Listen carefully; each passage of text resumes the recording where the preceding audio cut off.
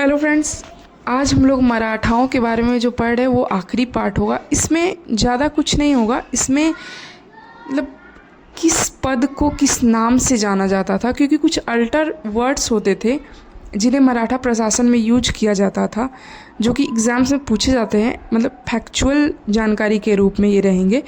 ये एक डायरेक्ट शब्द दे दिया जाता है एग्ज़ाम में, और स्टूडेंट से अपेक्षा की जाती है कि इस पद का जो नाम है वो किससे रिलेटेड है वो ये बताएं। तो चलिए शुरू करते हैं। 2-4 अल्टर वर्ड्स हैं, इसे हम कंप्लीट कर लेंगे और उसके बाद मराठाओं का जो भी टॉपिक था उसे हम ख़त्म करेंगे। तो चलिए शुरू करते हैं। मराठा प्रशासन का कुछ फैक्चुअल जानकारी। पूना में स्थित पेशवा का सचिवालय मराठा प्रशासन का केंद्र हुआ करता था, जिसे हजूर दफ्तर कहते थे।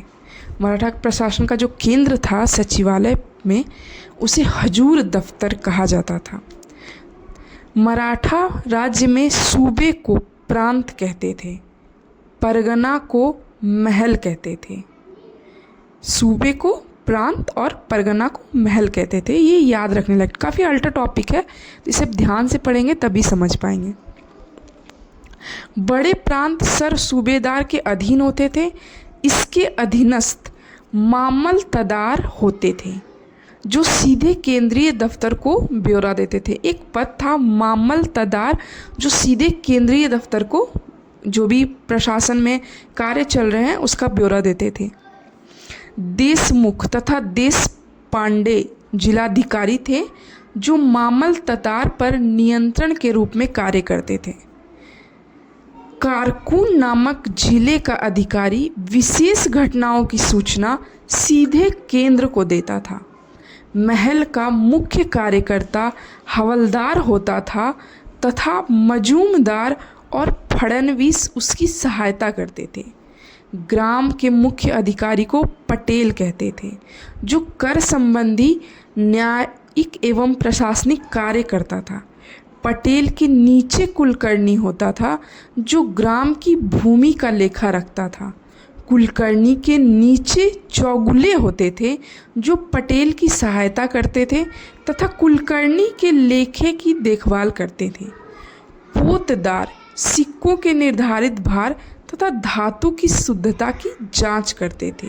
जो धातु की शुद्धता की जांच करते थे उसे पोतदार कहा जाता था।